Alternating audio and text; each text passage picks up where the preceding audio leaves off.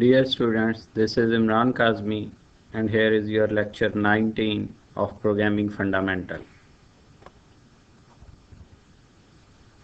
In the previous lecture, we were working on function calls, how values are passed to the called functions, and how the value is returned to the calling function. In this lecture, we will do some programming practices related to function calls, return values, and some other changings in the function calls. We will also do a very important topic related to functions, that is recursion or somehow recursion. And secondly, we will discuss use of global variables in this lecture.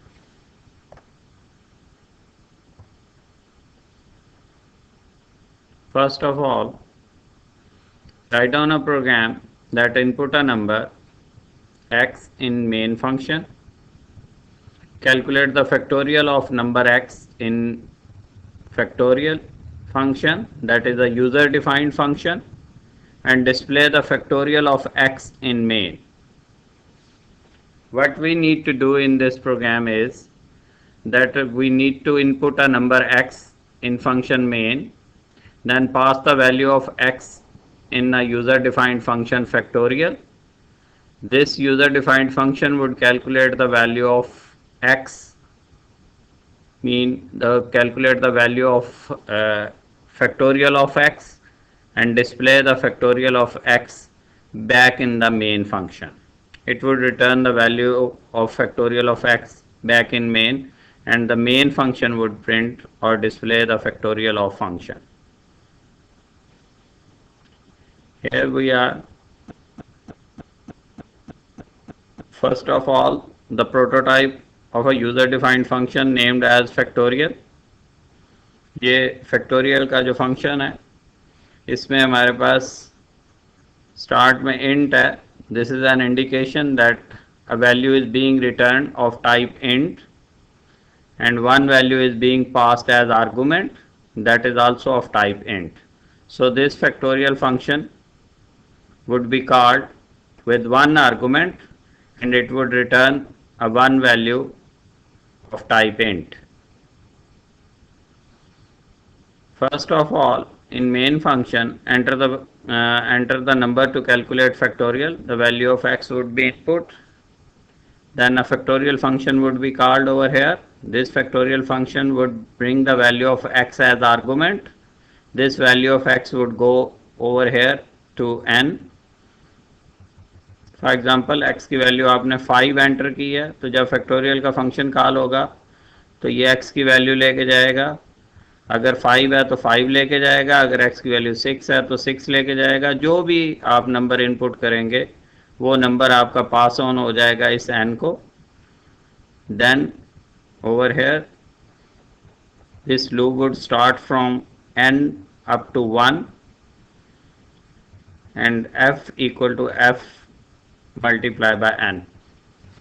तो ये factorial वाला same procedure है जो आप already while loop से या for loop से कर चुके हुए हैं, कि जिस नंबर का आपने फैक्टोरियल फाइंड करना है उस नंबर से लेके 1 तक आप लूप चलाएंगे, और उसके बाद f आपका वो वेरिएबल है, लोकल वेरिएबल यहाँ पे, जिसमें फैक्टोरियल कैलकुलेट करना है. तो अगर n की वैल्यू 5 है तो 5 मल्टीप्लाई बाय 1 f 5 हो जाएगा. देन 5 इंटू 4 f 20 हो जाएगा. Then 20 into 3 60, then 60 into 2 120, and then 120 into 1 120. उसके बाद n की वैल्यू 0 हो जाएगी तो ये कंडीशन फॉल्स हो जाएगी. तो जब लूप कंप्लीट होगी तो उस वक्त आपके पास f की वैल्यू जो होगी वो 120 होगी अगर n आपके पास 5 है, एंड सिमिलरली अगर n आपके पास 6 है तो ये 720 होगी. तो जो भी n आपने इनपुट किया है यहाँ पे उसका फैक्टोरियल कैलकुलेट होगा, और वो फैक्टोरियल आपके पास कहाँ पे मौजूद होगा, इस f वेरिएबल में. तो ये जब आप रिटर्न f करेंगे तो f की वैल्यू रिटर्न होगी, that is obviously 120 if x is 5. तो ये वैल्यू जो रिटर्न होगी ये कहाँ पे वापस जाएगी, इसी जगह पे जहाँ पे फंक्शन कॉल हुआ है. तो यहाँ पे ये वैल्यू f की वापस गई और ये वैल्यू असाइन हो जाएगी इस फैक्ट को. तो फैक्ट के पास क्या चीज़ आ जाएगी, 120. उसके बाद जो है वो फैक्ट आप डिस्प्ले करवा लेंगे. And that's it.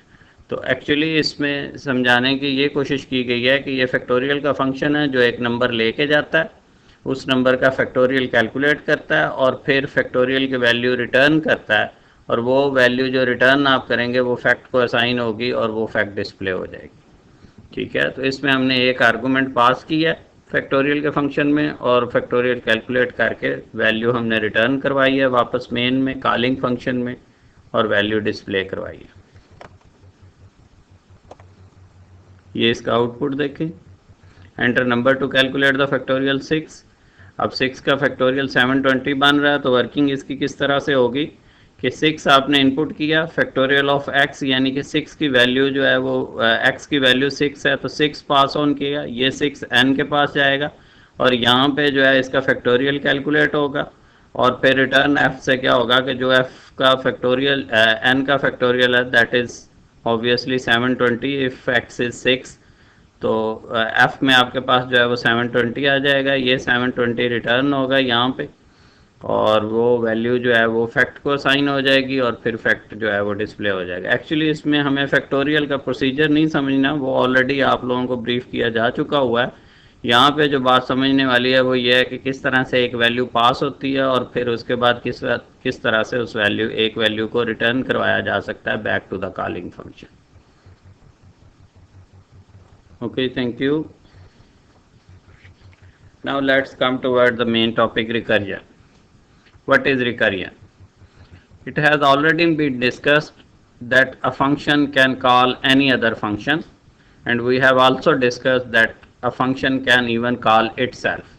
So when a function calls itself, it is called recursive function, and the process of calling a function is calling a function itself is called recursion. When a function calls itself again and again, again and again, again and again, so this process would be called as recursion, and the calling function which calls itself is called recursive function. तो जब function अपने आप को call करता है और ये process continue करता है, तो इस प्रोसेस को हम जो है वो रिकरियन बोलते हैं, और जब वो फंक्शन अपने आप को कॉल कर रहा होता है उस फंक्शन को हम रिकर्सिव फंक्शन कहते हैं। इसकी कुछ प्रैक्टिस है जी। Write down the program that calculate the factorial of any number n using recursion. अब इसमें देखें कि हमने फैक्टोरियल कैलकुलेट करना है, लेकिन हमने ये फैक्टोरियल का जो प्रोसेस है ये एक नॉर्मल लूप से नहीं करना, बल्कि हमने रिकरियन के थ्रू करना है, फंक्शन कॉल्स के ज़रिए करना है। तो इसको देखें, ये एक रिकरियन की एप्लीकेशन आपसे डिस्कस की जा रही है। प्रोग्राम वही है, फैक्टोरियल ही आपने कैलकुलेट करना है, बट उसका प्रोसेस जो है वो डिफरेंट, थ्रू रिकरियन आपने इम्प्लीमेंटेशन करनी है। तो इसकी एप्लीकेशन की किस तरह से एक फंक्शन अपने आप को कॉल करता है ये देखें कि हम फैक्टोरियल कैलकुलेट करेंगे इस प्रोसेस से।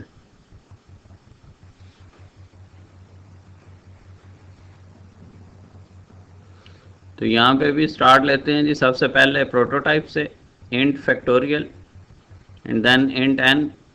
प्रोटोटाइप ऑलमोस्ट सेम है कि एक आर्गूमेंट आप पास कर रहे हैं और एक ही वैल्यू रिटर्न हो रही है।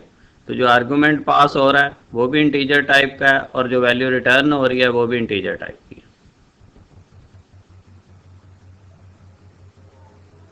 दो वेरिएबल आप डिक्लेयर करेंगे, एक x and fact. x is a number जिसका आपने फैक्टोरियल कैलकुलेट करना है, और उसके बाद फैक्टोरियल का फंक्शन कॉल होगा उसी तरीके से जैसे हमने लास्ट प्रोग्राम में कॉल किया था। तो ये x की वैल्यू लेके जाएगा, फॉर एग्जांपल x की वैल्यू 5 है तो ये 5 लेके जाएगा। अब ये जो 5 है ये n में आ जाएगी, ठीक है। यहाँ पे आपके फंक्शन कॉल हुआ है और x की वैल्यू n में कॉपी होगी। अब n would have the value that is the value of x। For example x की वैल्यू 5 है तो n के पास क्या आ जाएगा, 5 आ जाएगा। एक्चुअल जो आपका प्रॉब्लम या एक्चुअल जो सिचुएशन है रिकरियन के प्रोसेस की वो यहाँ पे डिस्कस हो रही है। यहाँ पे आपको रिकरियन का प्रोसेस जो है वो नज़र आएगा। अब इसमें n की वैल्यू 5 है, तो सबसे पहले एक वेरिएबल f भी डिक्लेयर हुआ है। सबसे पहले n की वैल्यू चेक होगी, n की वैल्यू अगर 1 है तो रिटर्न 1, यहीं से फंक्शन जो है वो आपका रिटर्न कर देगा 1 वापस back to the calling function. लेकिन चूंकि n की वैल्यू 5 है तो ये कंडीशन फॉल्स हो जाएगी, कंट्रोल एल्स में चला जाएगा। And else is equal to 5 into factorial. अब ये फैक्टोरियल का फंक्शन दोबारा कॉल हो रहा है, यही फैक्टोरियल का फंक्शन दोबारा कॉल हो रहा है, और n-1, n की वैल्यू 5 है तो फैक्टोरियल का फंक्शन कॉल हो रहा है विद 4, n-1 मीन 5-1, तो यहाँ पे 4 हो जाएगा, तो ये हो जाएगा n multiply bye mean 5 multiply by factorial of 4। तो फैक्टोरियल ऑफ 4 का मतलब ये है कि ये अब कॉलिंग फंक्शन में नहीं जाएगा, बल्कि ये फंक्शन अपने आप को कॉल कर रहा है, फैक्टोरियल का फंक्शन, तो ये 4 लेके जाएगा। तो इसका मतलब ये है कि ये कैलकुलेशन अभी यहीं पे पेंडिंग रह जाएगी। 5 जब फैक्टोरियल की कोई वैल्यू होगी तो इसके साथ मल्टीप्लाई होगी, लेकिन over here we have a function call, तो कंट्रोल यहीं से जो है इसको स्टैक में रख के कंट्रोल यहीं पे जो है वो दोबारा ऊपर यहाँ पे ट्रांसफ़र हो जाएगा, और n की वैल्यू जो है वो यहाँ पे n-1 यानी कि 4 जा रही है, तो n की वैल्यू 4 हो जाएगी और फिर एंटर हो जाएगा, इसने अपने आप को कॉल कर लिया। अब n equal to 1, condition again false, control again else में जाएगा और फिर वही सिचुएशन आ जाएगी। अब यहाँ पे n 4 हो जाएगा, 4 मल्टीप्लाई बाय फैक्टोरियल ऑफ 3। अब फैक्टोरियल का फंक्शन दोबारा कॉल हो जाएगा, लेकिन अब 4 लेके नहीं जाएगा, बल्कि 4-1 3 की वैल्यू जाएगी, 3 की वैल्यू इधर गई, फिर अगेन कंट्रोल एल्स में चला गया, तो 3 multiply by factorial of 2, again यहाँ पे जो है ना वो 2 के लिए कॉल हो गया, और फिर 2 multiply by factorial of 1। Factorial of 1 जब इधर जाएगा तो यहाँ पे n इक्वल टू 1, ये कंडीशन ट्रू, तो अब यहाँ पे ये जो रिटर्न 1 करेगा ये हरगिज़ आपके मेन में नहीं करेगा, बल्कि फैक्टोरियल जो 4 टाइम्स 5 टाइम्स कॉल हुआ है अपना फंक्शन, ये उस फंक्शन में वापस करेगा। For example first time let's say कि जी n की वैल्यू 6 थी, तो 6 मल्टीप्लाई बाय फैक्टोरियल ऑफ 5 ये फंक्शन कॉल हुआ, फिर 5 मल्टीप्लाई बाय फैक्टोरियल ऑफ 4, फिर 4 के लिए फैक्टोरियल का फंक्शन कॉल हुआ, फिर 4 मल्टीप्लाई बाय फैक्टोरियल ऑफ 3, फिर उसके बाद 3 के लिए कॉल हुआ, then 3 multiply by factorial of 2, फिर 2 के लिए कॉल हुआ, और उसके बाद 2 multiply by factorial of 1, and then when it is called for factorial of 1, तो फैक्टोरियल ऑफ 1 हमारे पास जो है हम डिसाइड कर चुके हैं कि it would be 1, it would return 1। तो जब ये 1 रिटर्न करेगा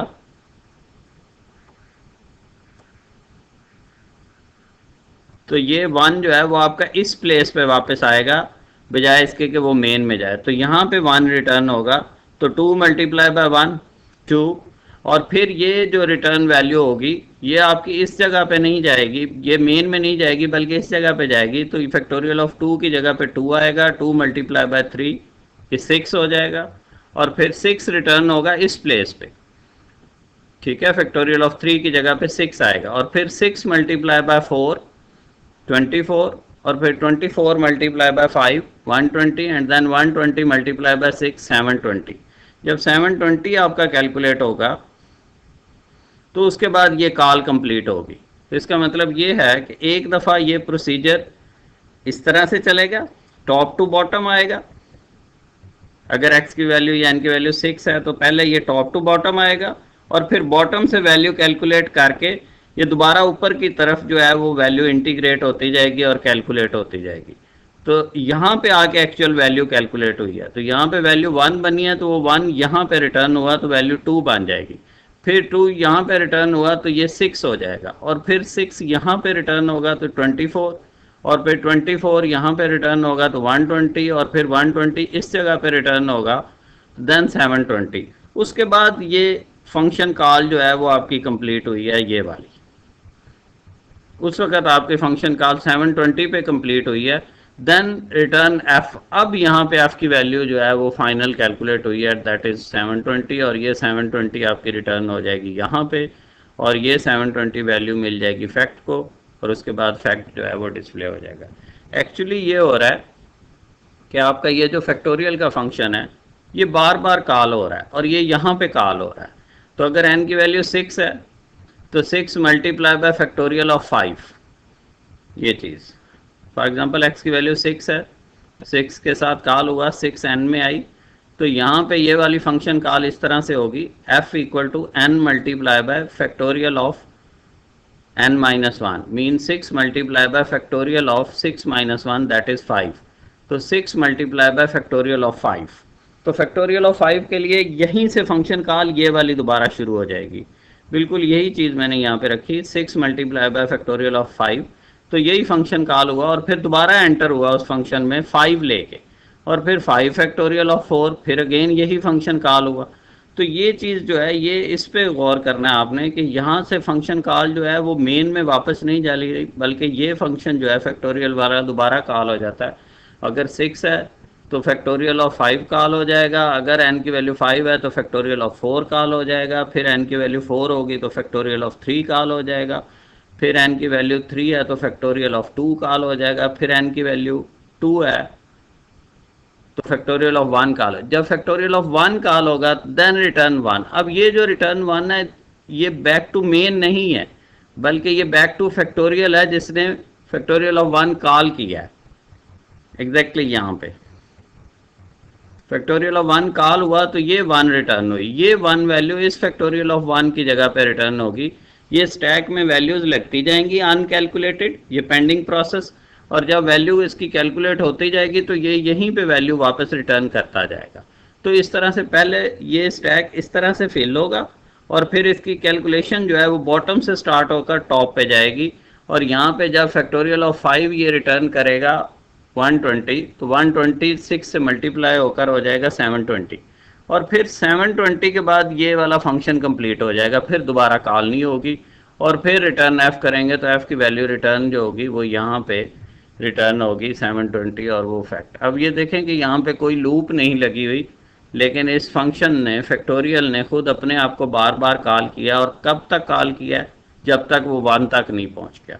जब वो 1 पे पहुँच गया तो उसके बाद उसने बॉटम से अप होना शुरू कर दिया और वैल्यूज़ प्लेस करनी शुरू कर दी, और फिर स्टेप वाइज वो प्लेस करता गया value till the last value, और जब लास्ट नंबर का फैक्टोरियल कैलकुलेट हो गया तो ये वाला प्रोसेस कंप्लीट हुआ। उसके बाद रिटर्न f, तो f की वैल्यू रिटर्न जो लास्ट में कैलकुलेट हुआ है that is the final value, और वो वैल्यू इधर जाएगी और फैक्ट को असाइन हो जाएगी।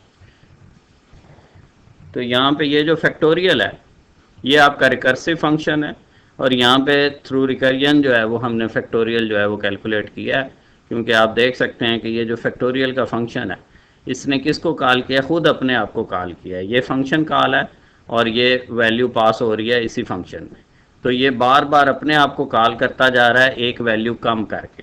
तो जब एक वैल्यू कम करके दोबारा कॉल करता है और फिर ये अप टू 1 ये अपने आप को कॉल करता रहेगा, और जब 1 तक पहुंच जाएगा तो फिर ये रिटर्न 1 करेगा, और वो 1 फिर स्टैक में बॉटम टू अप कैलकुलेट होती जाएगी और फैक्टोरियल आपका कैलकुलेट हो जाएगा। So this is the best example of recursion, जिसमें हम फैक्टोरियल कैलकुलेट करेंगे थ्रू रिकरियन, और ये हमारा जो फैक्टोरियल का फंक्शन है this would be called as recursive function, क्योंकि इसने अपने आप को कॉल किया। ओके जी, थैंक यू। ये इसका आउटपुट है, हमने 6 एंटर किया और फैक्टोरियल कैलकुलेट हुआ। ये बिल्कुल ऐसे ही कैलकुलेट हुआ है जैसे आपने लास्ट टाइम लूप में कैलकुलेट किया, लेकिन प्रोसीजर डिफरेंट है। यहाँ पे हमने एक फैक्टोरियल लूप से कैलकुलेट नहीं किया बल्कि रिकरियन से कैलकुलेट किया। ये इसकी वर्किंग थी। So dear student, we have another topic, use of global variables. Global variables are those variables which are accessible throughout the program. In the first lecture of functions, we have discussed that we have two kinds of variables in function usage, local variables and global variables. When we are talking about the scope rule of variables, here we have defined that once a variable is declared in the function, it is only accessible in that function in which it is declared. It cannot be accessed outside the function. So the scope of the function is limited, scope of the variable is limited. The variable declared in the function will be used only in that function. अगर हमें उस variable को कहीं और required है तो हमें उसकी वैल्यू जो है वो पास करनी पड़ेगी एज आर्गूमेंट और फिर रिटर्न करवानी पड़ेगी। लेकिन हमारे पास एक अदर ऑप्शन भी है, that is global variable. Global variable का स्कोप जो है वो पूरे प्रोग्राम के लिए होता है, वो फंक्शन के लिए नहीं होता, वो throughout the program accessible होते हैं। तो global variable little bit easy तो है, लेकिन इसमें आपके जो डाटा की इंटीग्रिटी है या सिक्योरिटी वो मेंटेन, उसकी मेंटेनेंस का प्रॉब्लम हो सकता है। बहरहाल जब हम ग्लोबल वेरिएबल के एक्सेस की बात करते हैं तो ये एक ऐसा वेरिएबल है जो throughout the program accessible होता है और इसकी वैल्यू को ना पास करना पड़ता है ना रिटर्न करवाना पड़ता है। They are not declared in the body of the function, rather they are independently declared before main. तो जब हम ग्लोबल वेरिएबल की बात करते हैं तो ग्लोबल वेरिएबल किसी फंक्शन में डिक्लेयर नहीं होते, क्योंकि ये लोकल वेरिएबल नहीं होते। लोकल वेरिएबल ऐसा वेरिएबल होगा जो किसी पर्टिकुलर फंक्शन में डिक्लेयर होगा और फिर वहीं पे इस्तेमाल हो सकेगा। लेकिन ग्लोबल वेरिएबल किसी भी पर्टिकुलर फंक्शन की ओनरशिप में नहीं आता, इसलिए ये किसी फंक्शन में डिक्लेयर नहीं होता, बल्कि आउटसाइड द फंक्शन मेन से पहले इसको जो है वो डिक्लेयर किया जाता है। दिस इज़ द इंडिकेशन कि ये पूरे प्रोग्राम में कहीं भी कोई भी फंक्शन इसको एक्सेस करके यूज़ कर सकता है। For example we have three variables a, b, c, average and sum, and they are declared before main। ये मेन है आपका और मेन से पहले डिक्लेयर किए गए।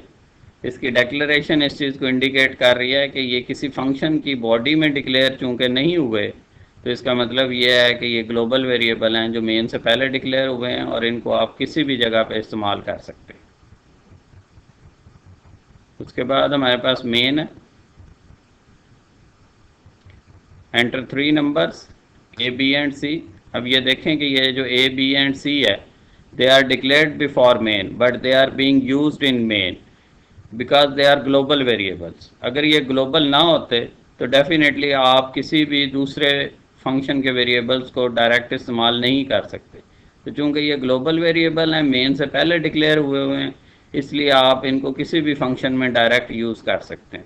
तो हमने मेन में यूज़ किया ए, बी, सी और उसके बाद फंक्शन कॉल हुआ। अब ये जो फंक्शन कॉल है इसका प्रोटोटाइप चेक करें कि wide and wide, return type में भी वाइड है और आर्गूमेंट में भी वाइड है। इसका मतलब ये है कि ना ये कोई वैल्यू लेके जा रहा है और ना ही कोई वैल्यू रिटर्न हो रही है। Over here void, this void indicate that no value is being return and this void indicate that no value is being passed as argument. तो इसका मतलब यह है कि कैलकुलेट का फंक्शन ना कोई वैल्यू लेके जा रहा है और ना कोई वैल्यू रिटर्न हो रही है। तो ये हमारा कैलकुलेट का फंक्शन कॉल हुआ, कंट्रोल ट्रांसफ़र हो जाएगा कैलकुलेट के फंक्शन में और वहाँ पे सम कैलकुलेट हो रहा है a प्लस बी प्लस सी। अब ये देखें कि a, b और c की वैल्यू इनपुट हो रही है मेन में, लेकिन हमने उसे पास नहीं किया। ये देखें ये ब्लैंक ब्रैकेट शो कर रहे हैं नो आर्गूमेंट, और ये वाइड शो कर रहा है कि no parameter, no value is being passed. इसका मतलब यह है कि वैल्यू पास नहीं हुई, लेकिन a, b और c की वैल्यू यूज़ हो रही है, जबकि वैल्यू इनपुट हुई थी मेन में और इसको आप यूज़ कर रहे हैं कहाँ पे, कैलकुलेट के फंक्शन में। तो यहाँ पे इन तीनों का सम कैलकुलेट हुआ और उसके बाद सम भी आप चेक करें कि जी डिक्लेयर हुआ था मेन से पहले। यहाँ पे उसकी कोई डेक्लेरेशन नहीं है, ना कैलकुलेट में उसकी कोई डेक्लेरेशन है ना मेन में कोई डेक्लेरेशन है, but it is being used in the function. तो इसका मतलब यह है कि ग्लोबल वेरिएबल पे कोई कंस्ट्रेंट नहीं होता, उनको आप थ्रू आउट द प्रोग्राम किसी भी जगह पे इस्तेमाल कर सकते हैं। तो यहाँ पे इसका सम कैलकुलेट हुआ और फिर एवरेज कैलकुलेट हुई इन्हीं नंबर्स की। अब ये देखेंगे यहाँ से हमने कोई वैल्यू रिटर्न नहीं की। अब अगर वैल्यू रिटर्न नहीं हो रही, this is a clear indication कि जी यहाँ पे हमारे पास वाइड है। ना हम कोई रिटर्न स्टेटमेंट यूज़ कर रहे हैं, ना कोई वैल्यू वापस हम किसी दूसरे तरीके से भेज रहे हैं, क्योंकि हमने यहाँ पे वाइड रखा हुआ। तो इसका मतलब यह है कि कोई वैल्यू वापस नहीं जा रही। अब आप यहाँ पे जब फंक्शन आपका कंप्लीट होगा, कंट्रोल वापस ट्रांसफ़र होगा फंक्शन कॉल पे, तो यहाँ पे आप सम और एवरेज की वैल्यू को डिस्प्ले कर रहे हैं। तो ये सम और एवरेज की वैल्यू जो है ये कैलकुलेट हो रही है इस फंक्शन में। और रिटर्न नहीं हो रही, और रिटर्न हुए बगैर जो है वो आप यहाँ पे देखें, आप उसे मेन में डिस्प्ले कर रहे हैं। तो वैल्यू इनपुट मेन में हो रही हैं, कैलकुलेट उनका सम और एवरेज जो है वो यूज़र डिफाइंड फंक्शन कैलकुलेट में हो रहा है यहाँ पे, और अगेन वैल्यू जो है वो यहाँ पे जो है वो मेन में डिस्प्ले हो रही हैं। तो ये इसकी क्लियर इंडिकेशन है कि ये जो वेरिएबल थे ए बी और सी, एवरेज और सम, क्योंकि ये मेन से पहले डिक्लेयर हुए हुए थे, ये ग्लोबल वेरिएबल थे, तो इनके ऊपर कोई पाबंदी नहीं है कि ये इस्तेमाल कहाँ पे हों, रिटर्न कहाँ पे हों। ये पूरे प्रोग्राम में हर जगह, ये पूरे प्रोग्राम के लिए लोकल है। कोई भी फंक्शन इनको जो है वो डायरेक्ट एक्सेस कर सकता है, इसके लिए उसे वैल्यू ना पास करनी पड़ती है और ना रिटर्न करवानी पड़ती है। तो आमतौर पर स्टूडेंट ग्लोबल वेरिएबल से बड़े खुश होते हैं कि जी ना वैल्यू इनकी पास करनी पड़ती है ना रिटर्न करवानी पड़ती है, कोई कॉम्प्लिकेशन नहीं है। तो माय डियर स्टूडेंट्स, कॉम्प्लिकेशन इसकी सबसे बड़ी ये है कि इस पर कोई सिक्योरिटी नहीं है। कोई भी फंक्शन इसको एक्सेस करके इसकी वैल्यू को तब्दील कर सकता है, तो इसकी इंटीग्रिटी मेंटेन नहीं रहेगी। तो अगर आप इंटीग्रिटी मेंटेन रखना चाहते हैं तो लोकल वेरिएबल से काम करें। ग्लोबल वेरिएबल की इंटीग्रिटी जो है वो उसकी उसकी मेंटेनेंस पे या उसकी इंटीग्रिटी पे सवालिया निशान है। आप का कोई भी फंक्शन उसकी वैल्यू को तब्दील कर सकता है। तो इसलिए इसकी आसानी पे आप फोकस ना करें कि मेन से पहले डिक्लेयर कर दें और उसके बाद ना इसे पास करना पड़ा ना रिटर्न करवाना पड़ा। तो इस चीज़ पे आसानी पे आप ना जाएं, लेकिन आप इस चीज़ पे देखें कि ग्लोबल वेरिएबल जो है वो आम तौर पे अच्छे प्रोग्रामर अवॉइड करते हैं, क्योंकि ये throughout the program access हो जाते हैं और इसकी इंटीग्रिटी पे जो है ना वो सवालिया निशान लगते हैं। ओके जी, होप्स हो कि ये भी आपको ग्लोबल वेरिएबल भी समझ आ गए होंगे। तो ये उसी तरीके से ये देखें, 3 नंबर्स इनपुट हुए, ये 3 नंबर्स मेन में इनपुट हुए, उसके बाद सम कैलकुलेट इनका हुआ फंक्शन में। ये देखें सम और एवरेज कैलकुलेट फंक्शन में हुई, और उसके बाद उनको रिटर्न करवाया गया, और डिस्प्ले कहाँ पे हुए, वो वापस मेन में हुए। तो ये आप चेक कर सकते हैं कि ये वैल्यूज़ इनपुट हुई मेन में, कैलकुलेट हुई फंक्शन में, और फिर वापस रिटर्न करवाए बगैर जो है वो डिस्प्ले जो है वो मेन में हुई। तो चूँकि ये पांचों वेरिएबल आपके ग्लोबल थे, तो इनको किसी भी जगह पे इस्तेमाल किया जा सकता है। ओके जी, अब यही चीज़ जो है वो जावा के स्टूडेंट्स के लिए, जो लोग जावा में प्रोग्रामिंग कर रहे हैं उनके लिए, तो वही जो फर्स्ट प्रोग्राम फैक्टोरियल वाला,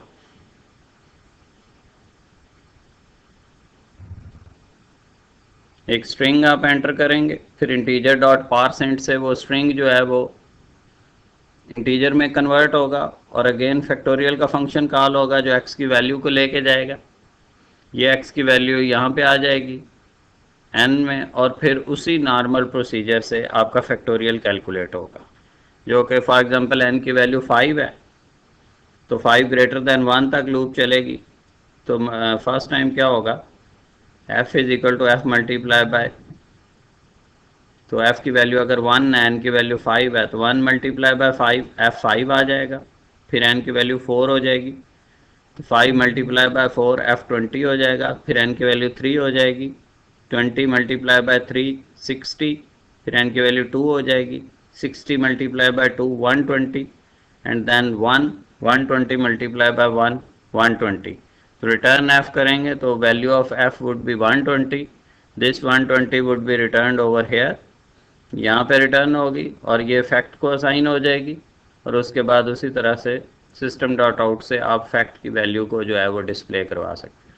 तो ये एंटर नंबर 5, ये 5 आपका यहाँ पे इनपुट हुआ है, और उसके बाद इंटीजर में कन्वर्ट हो गई, ये फैक्टोरियल का फंक्शन कॉल हो रहा है जो एफ की वैल्यू एक्स की वैल्यू लेके जा रहा है। ये एक्स की वैल्यू 5 है, ये इस एन को असाइन होगी, और फिर यहाँ पे फैक्टोरियल कैलकुलेट होके फैक्टोरियल की वैल्यू वापस जाएगी back to the main function.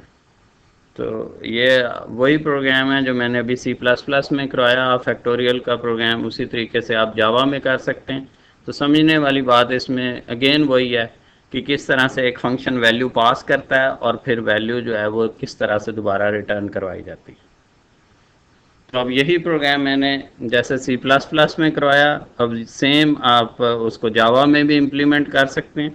Procedure is same, function यहाँ पे कॉल हुआ, फॉर एग्जांपल आपने x की वैल्यू 6 दी, तो तो ये फैक्टोरियल का फंक्शन कॉल हुआ, कंट्रोल यहाँ पे ट्रांसफ़र हुआ, तो ये 6 की वैल्यू जो है इस n को मिली। उसके बाद ये प्रोसीजर सेम है, इफ़ n इक्वल टू 1, तो यहाँ पे n की वैल्यू चूँकि 6 है तो कंट्रोल एल्स में जाएगा, तो यहाँ पे n जो है दैट इज़ 6 मल्टीप्लाई बाय ये फैक्टोरियल का फंक्शन n-1, तो n की -1 आप करेंगे तो 6 - 1 5, तो ये फैक्टोरियल का फंक्शन कॉल हुआ है जो आप 5 लेके जा रहा है इस n के पास। तो ये वही प्रोसीजर है जो अभी मैंने आपको समझाया है जनरली, कि 6 मल्टीप्लाई बाय फैक्टोरियल ऑफ 5, फिर 5 मल्टीप्लाई बाय फैक्टोरियल ऑफ 4, फिर 4 multiply by factorial of 3, then 3 multiply by factorial of 2, then 2 multiplied by factorial of 1. When you call the factorial of 1, the return 1 would be returned over here. तो ये इसी तरीके से आपका procedure है ये वाला, ये सेम प्रोसीजर आपका जावा में भी इसी तरह से चलेगा कि स्टैक में पहले वैल्यूज़ टॉप टू बॉटम आप लगाएंगे, फिर यहाँ पे 1 कैलकुलेट हो जाएगा तो ये 1 यहाँ पे रिटर्न होगा, फिर 2 मल्टीप्लाई बाय 2 का फैक्टोरियल 2 आएगा तो ये 3 से मल्टीप्लाई होकर 6 हो जाएगा, फिर 6 यहाँ पे आएगा। तो ये स्टैक में पहले टॉप टू बॉटम लगेंगी चीज़ें, फिर बॉटम टू टॉप जो है वो आपकी कैलकुलेशंस जो है वो होती जाएंगी, और यहाँ पे आपका लास्ट फैक्टोरियल कैलकुलेट होगा। तो ये प्रोसीजर सेम है, सिंटैक्स थोड़ा सा जावा में डिफरेंट था तो आप चेक कर सकते हैं इसे। ओके, तो यहाँ पे भी जो है वो 6 आप एंटर करेंगे तो फैक्टोरियल जो है वो 720 कैलकुलेट होगा। तो यहाँ पे ये फैक्टोरियल का फंक्शन जो है वो रिकर्सिव फंक्शन है, बिकॉज ये अपने आप को जो है वो कॉल कर रहा है। तो ये प्रोसीजर चूँकि ये फंक्शन बार बार कॉल हो रहा है, so this process is called recursion. तो फैक्टोरियल के लिए रिकर्जन के लिए एक बड़ी कॉमन सी एप्लीकेशन है इसकी फैक्टोरियल वाली, तो इसको आप चेक कर सकते हैं, अगर प्रॉब्लम हो तो मेरे साथ आप डिस्कस करें। ओके जी, थैंक यू वेरी मच।